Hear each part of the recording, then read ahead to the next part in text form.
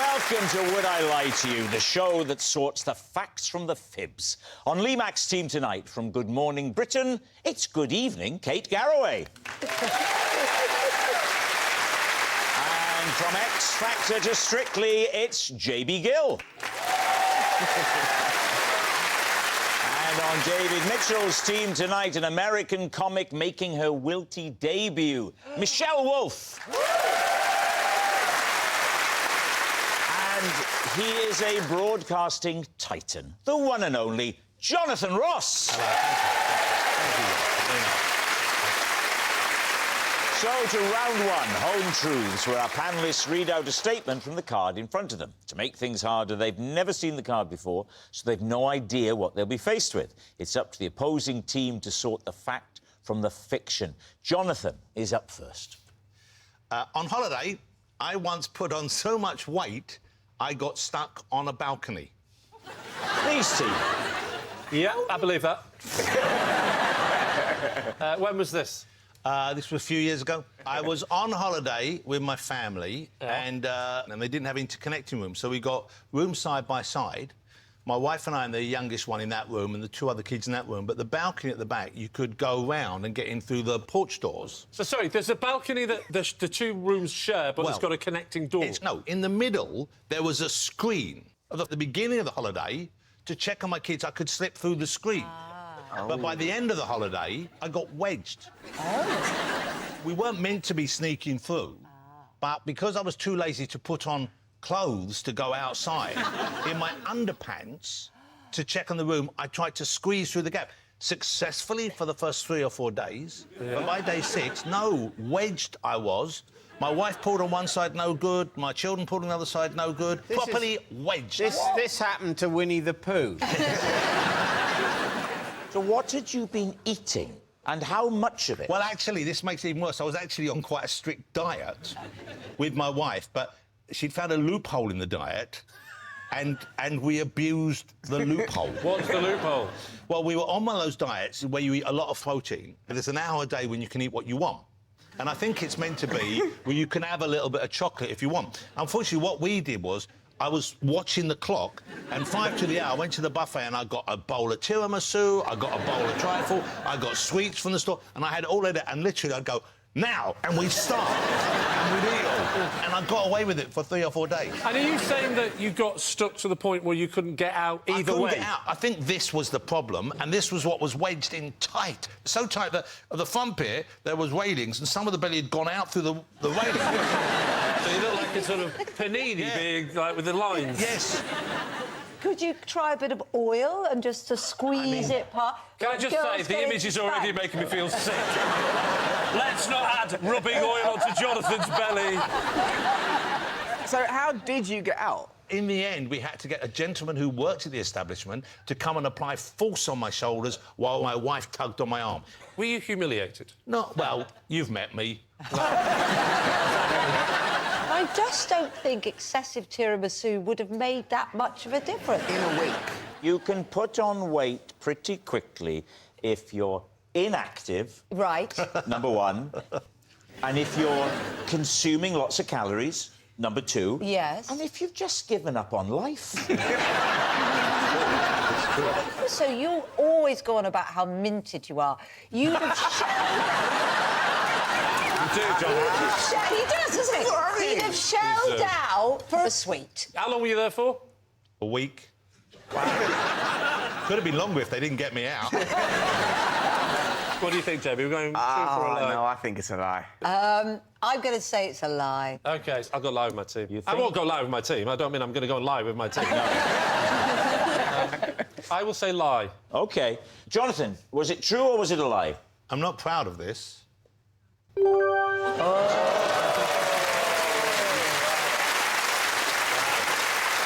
Yes, it's true. Jonathan did get stuck on a balcony. Right, JB, you're up next. OK. I still can't tell you what the next letter in the alphabet is without singing the A, B, C, D alphabet song to help get me there. David's team. Well, I mean, it's very difficult for us to disprove this. It's very difficult if you call JB.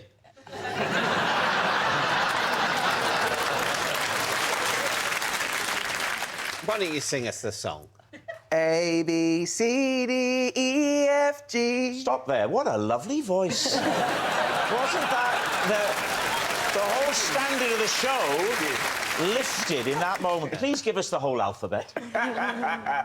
H, I, J, K, L, M, N, O, P, Q, R, S, T, U, V, W, X, Y, and Z. Now I know my ABC. Next time, won't you sing with me? Oh, good.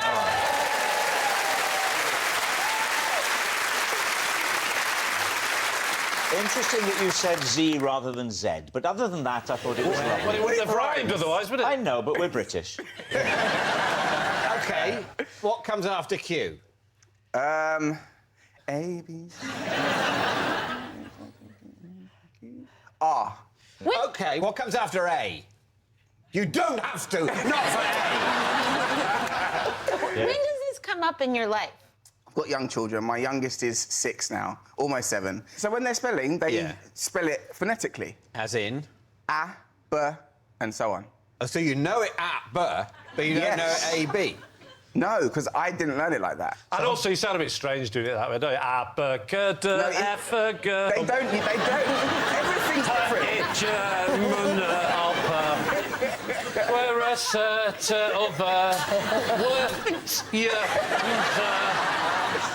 But if they're already spelling it, why do you have to respell it? Especially as you're obviously not as clever as they are. So, for instance, if I'm in the car, they're doing their reading, OK? So she's only 6. So there are words sometimes where she just fumbles through it. So I tell her to spell it. But why do you need to know what order it's in? It's not like she's saying, oh, it's the letter after H. You know her means H, so you don't have to then start from A, B, C, D, because you know what she means. So I think... Jonathan, this is just a bit of fun.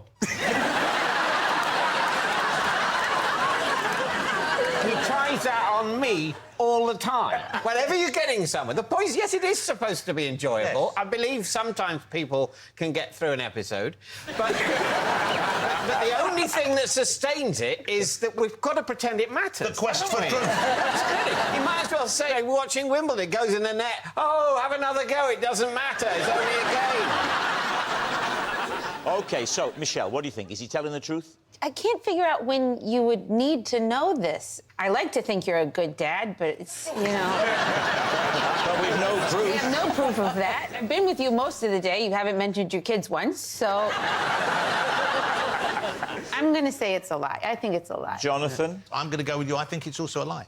But now I also think it's true. It's the thing that's problematic is it might be true. And- However much we think about it, we can't know. And that's what's so... I'm going to use the word depressing. What are you going to say? I'm going to say, you know, it's a job, isn't it? And it's, you know, an increasingly fraught industry, frankly, and so I should count myself lucky. But at the same time, some days you just can't bear another second. All right, Jonathan, what's your team going to say? I'll be honest with you, I don't know whether we're a team anymore, to be honest with you. I think we're going to go with a lie, aren't we? We're going to go with a lie. They're saying it's a lie. JB, singing the alphabet. Truth or lie? It was a lie. Yes, it's a lie. JB doesn't need to sing the alphabet song. Michelle, you're next. Whenever I'm back in the States, I adopt a British accent in shops because I find it gets me better service.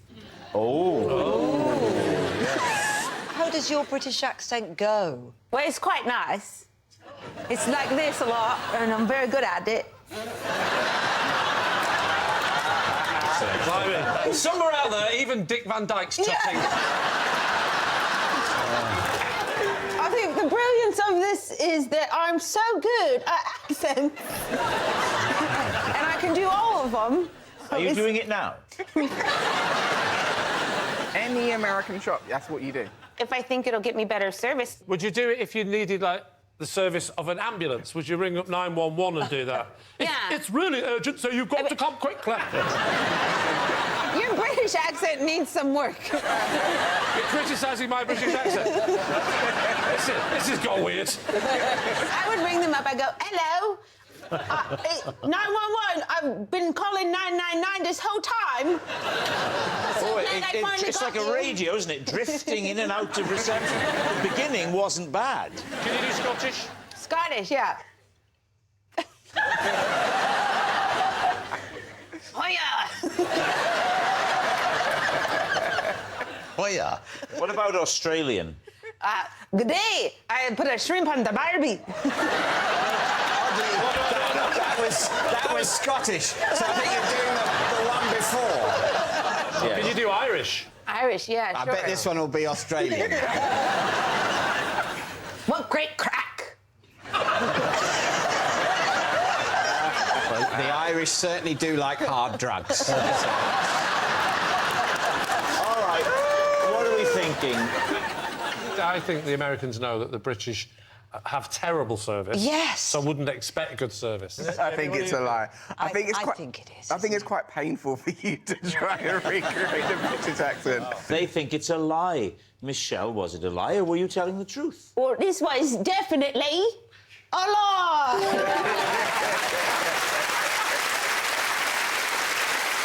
Our next round is called This Is My, where we bring on a mystery guest who has a close connection to one of our panellists.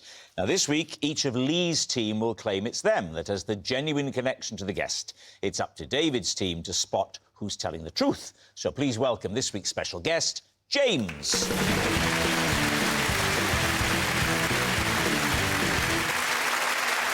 So, JB, what is James to you? Well, this is James. He is the video director that was once sick on my feet. Kate, how do you know James? This is James, and he caught me on CCTV doing something I shouldn't at work. Right. Lee, what is your relationship with James? This is James. I ruined his world record attempt when I accidentally set off his domino rally hours earlier than he or the judges were expecting. So there we have it. David's team, where will you begin? OK, we'll start with JB. Sick on your feet. Describe the circumstances. So we were in Miami. Yeah. We are on set of a video that we're shooting. Now, this video had lots of setups, but this particular section of the video, we were all in a teacup. So, 4 of us, James, and he was basically in the middle, and you know the teacups you get at the fairground ride? So with those teacups, you can spin them yourself, as well as them going round in sort of like a carousel motion. Well, this is where you have snookered yourself, sir. Why? Because you just said James was in the middle filming you. But you just pointed out in the middle they have a device with which one can spin one's self. There's no room in the middle for a cameraman. Of course there's room in the middle for a cameraman. So we are spinning on the teacups. He has motion sickness, or whatever he has. He's basically sick all over my feet, and we've all got bare feet on because we're in Miami, so we had to stop the whole shoot, get the teacups cleaned up. The people who owned it are really upset because, of course, they had to dismantle the whole thing. What? Not to mention you were barefoot in a ride where you're not allowed to be barefoot. But it was our shoot. Yeah, I assume they've hired They the whole can do what they time, want. Just saying, can we have another go? We recently returned from a delightful family holiday, which we enjoyed the experience of the Wizarding World. There's a ride in that which has an awful lot of movement and an awful lot of imagery, and I went on it with my darling wife, my soulmate. Halfway through, she vomited, most heavily. But being a decent woman, she caught it in her top and held it for the rest of the ride.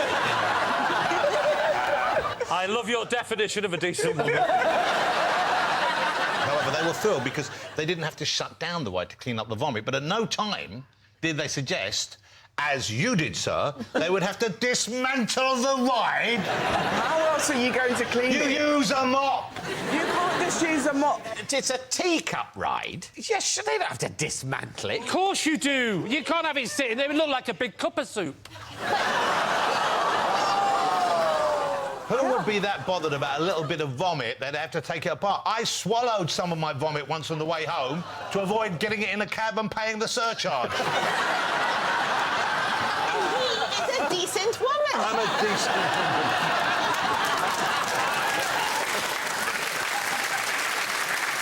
Now, what about Kate? Kate, right. Yes, James caught me doing something I shouldn't have been doing at work on CCTV. It wasn't involving a member of Parliament, was it? I remember seeing that footage. I was joining Smooth Radio. I'd never worked in a radio station working the desk before, being like a proper music DJ. So I was brought in for some training and they took it really seriously. Training to be a presenter on Smooth Radio. You're playing out from the desk different music.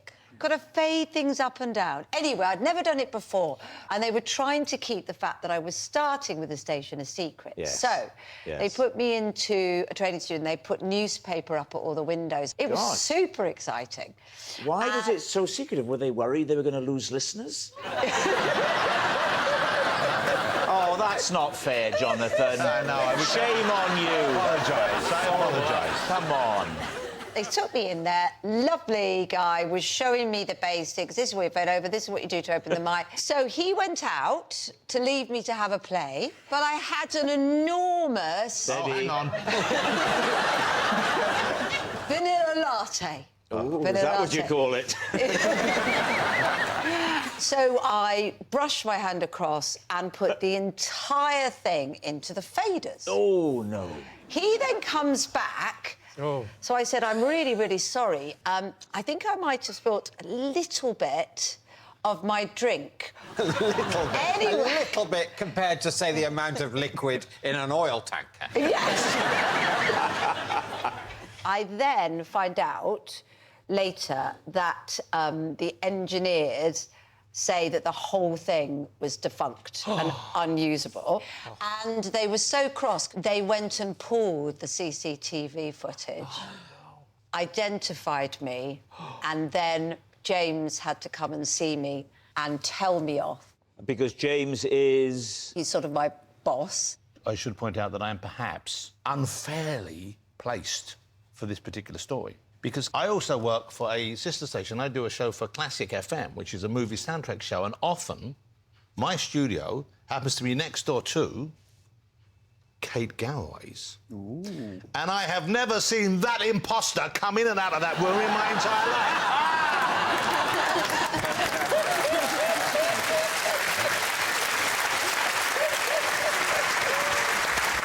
It's a shame, because I was believing that story. And I must admit, I'm still thinking it might be true. Yeah, I know. Maybe he's just very lazy and doesn't come to the office much. Now, what about Lee? OK. I suppose we better go through the motions. Remind us of your connection with James. This is James. I ruined his world record attempt when I accidentally set off his domino rally hours earlier than he or the judges were expecting. OK. I think we're aware that things like that have happened in the news. Yes, indeed. And that must be where the production team got the idea from. OK, I think we're ready to make a decision.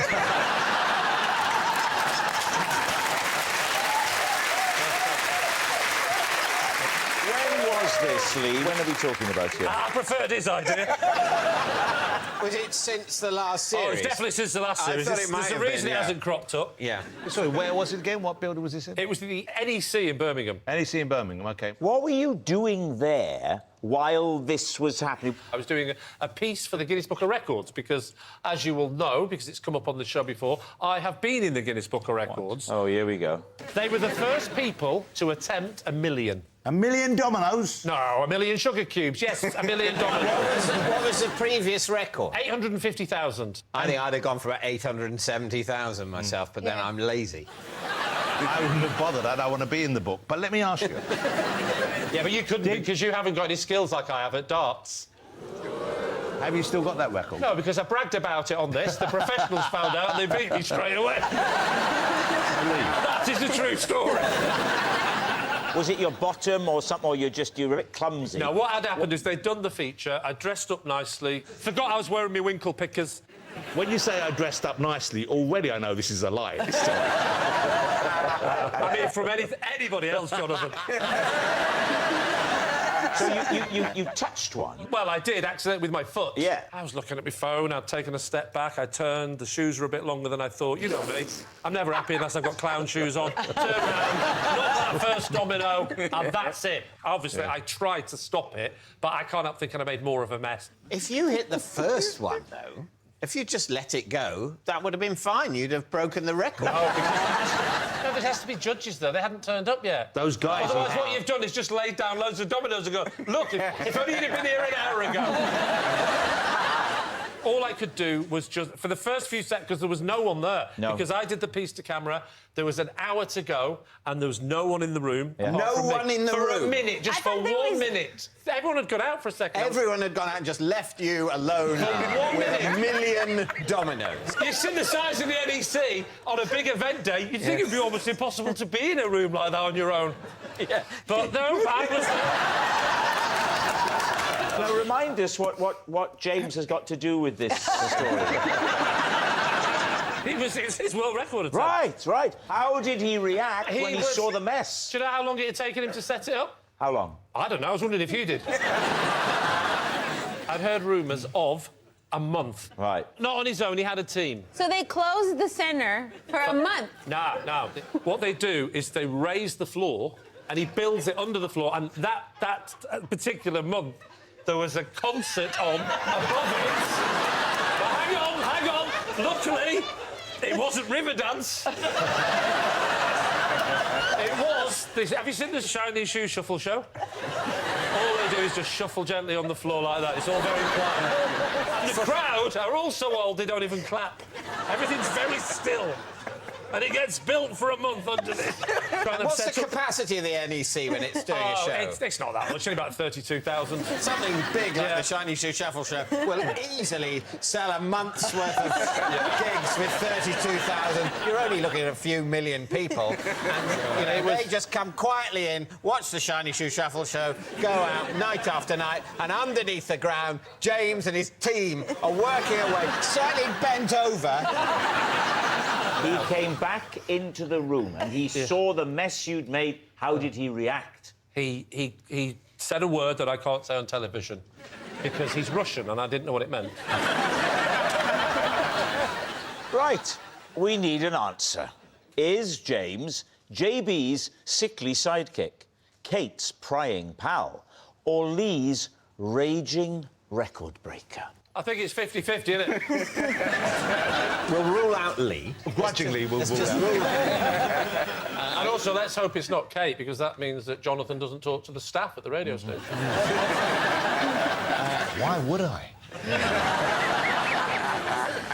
I feel like the guy would be American if he was filming in Miami. That's a point. He looks too sickly to be American. Do you know what he looks like? The kind of man that spent in the dark under a stage for a month.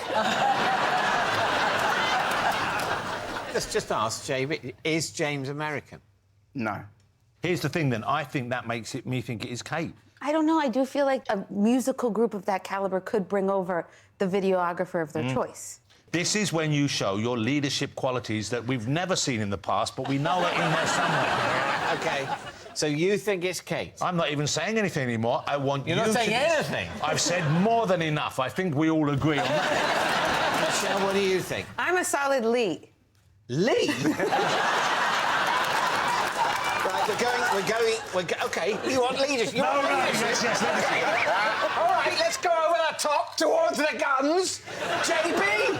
You're saying it's JB? Yes. All right. James, would you please reveal your true identity? I'm James, and I caught Kate on CCTV.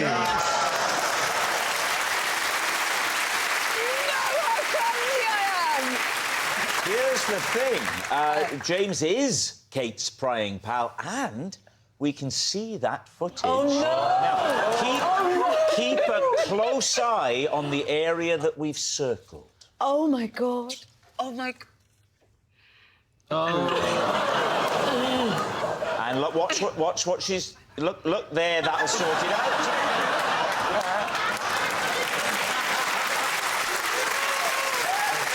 Thank you very much, James.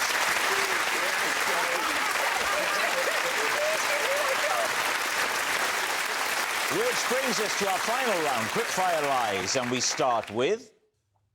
It's David.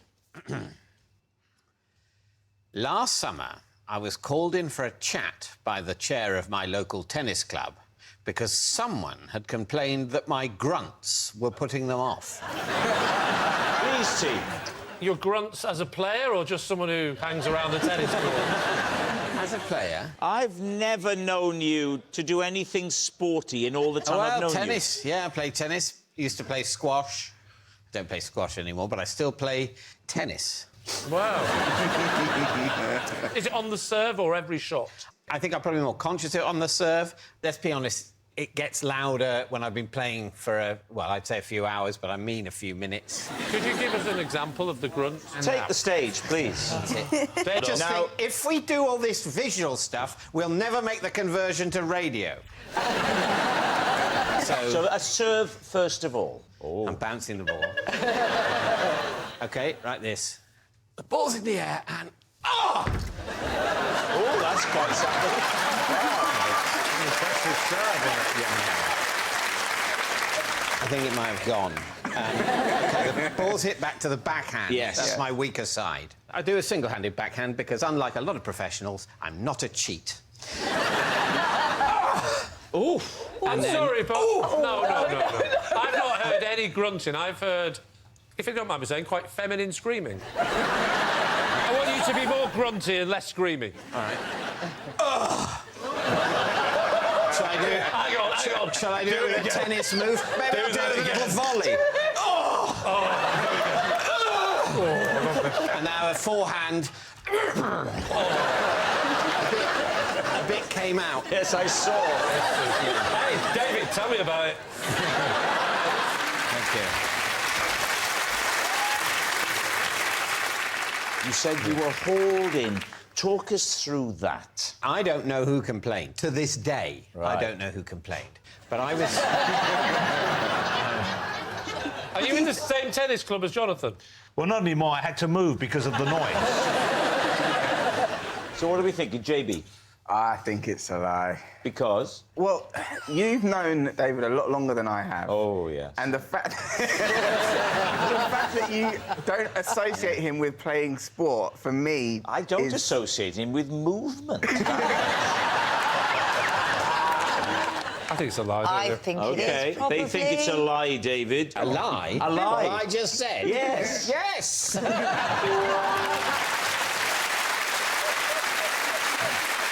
Yes, it's a lie. David didn't get a complaint about his grunts. And that noise signals time is up. It's the end of the show. I can reveal that Lee's team has won by 3 points to 2. Thanks for watching. We'll see you next time. Good night. Laughs come as easy as ABC. Guy Montspell and B Australia takes you to task on BBC Three now. Confessions of a Super Bowl streaker. It's BBC Sound's latest listen. Sports Strangest Crimes gives their naked truth. Death in Paradise is next.